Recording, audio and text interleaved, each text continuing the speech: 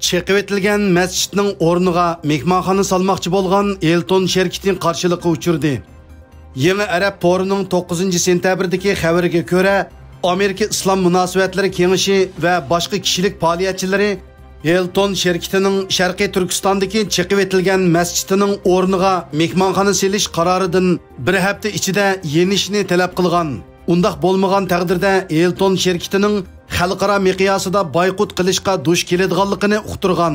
Ma'lum bo'lishicha, chorshanba kuni Amerika Islom munosabatlari kengashi bir qancha Uyg'urni o'z ichiga olgan bir turkum musulmon kishilik huquq faoliyatchilarini boshlab Virginia shtatining shimolidagi Elton mehmon saroyi bosh shtabiga berib, boyqut qilish to'g'risidagi talabini Elton xodimlariga topshirgan.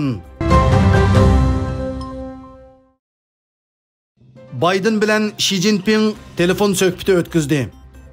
BBC xabarlar agentligining 10-sentabrdagi xabardan ma'lum bo'lishicha, Amerika prezidenti Joe Biden bilan Xitoy raisi Xi Jinping telefon suhbati ilib borgan bo'lib, suhbatda raqobatning to'qinishga aylanib qolmasligiga kafolatlik qilish uchun har ikki davlatning mas'uliyatlari muzokara qilingan.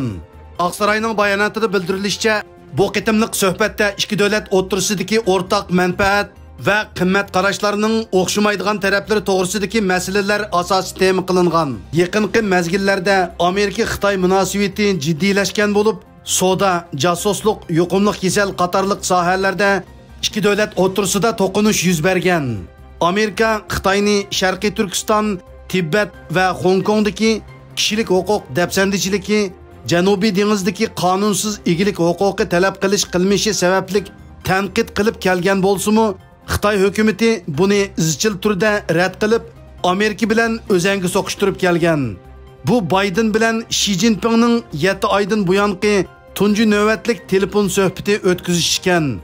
Ba'zi Uyg'ur kuzatuvchilarining qarashicha, Biden bilan Xi Jinping o'rtasidagi bu telefon ziyorati Amerikaning Xitoyga besim ishlatish va Xitoy bilan kuch sinishish jihatda ojiz kelayotganligidan derak berdi ekan.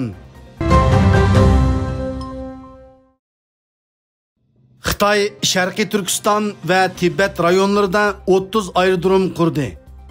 Bugungi Hindiston to'rining 10-sentabrdagi xabarida deyilishicha, Xitoy Kommunistik partiyasi Sharqiy Turkiston bilan Tibetda yangidan 30 ga yaqin aerodrom qurgan bo'lib, bu 30 aerodromning bir qismi qurilishni davomlashtirish holatida ekan. Bu aerodromlar Xitoyning Hindiston bilan chegaralanadigan chet rayonlardagi harbiy aslaha qurilishini ilgari surdi ekan. Xitoy hukumatı Tibetdagi ul aslaha qurilishini kuchaytirayotgan bo'lib, Xitoy yaqinda Tibetda yangi yuqori sur'atlik tosh yo'l liniyalarini ro'yobga chiqargan. Xabarda ko'rsatilishicha, temir yo'l, tosh yo'l va aerodrom ul aslahalarining keng ko'lamda taraqqiy qilishi Xitoy armiyasining odam kuchi, xom ashyo va qurol kuchi qatorliqlarni chegara rayonlarga yetkash iqtidorini zo'r darajada oshirdi ekan. Xitoy hukumatı Sharqiy Turkistondagi kishilik huquq masalasini tekshirayotgan Uyg'ur sotiga hujum qildi.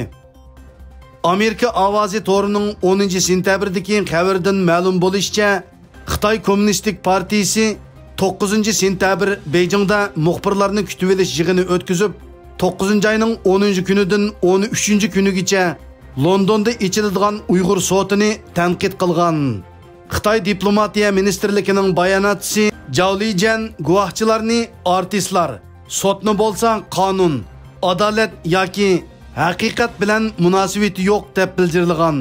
Xalqaro jinoiy ishlar qonuni mutaxassisi va dangliq advokat Jeffrey Nice apandi boshchiligidagi bu 9 kishilik zastatillar o'miki akademiklar, sahiya va savdo mutaxassislari, diplomatlar va advokatlarni o'z ichiga olgan bo'lib, sot bu yil 6-oyda tunji qitimliq isbot anglash yig'ini o'tkazgan. Uyg'ur soti Xitoy Kommunistik partiyasining Sharqiy Turkistondagi Uyg'ur qatorliq millatlarga qaratgan kishilik huquq dafsandichiligiga oid dalil isbotlarni to'plashni maqsad qilgan bo'lib, zastatillar o'miki yil oxirigacha Xitoy hukumatining Sharqiy Turkistondagi qilmishlariga qarata hukm chiqarishni planlagan.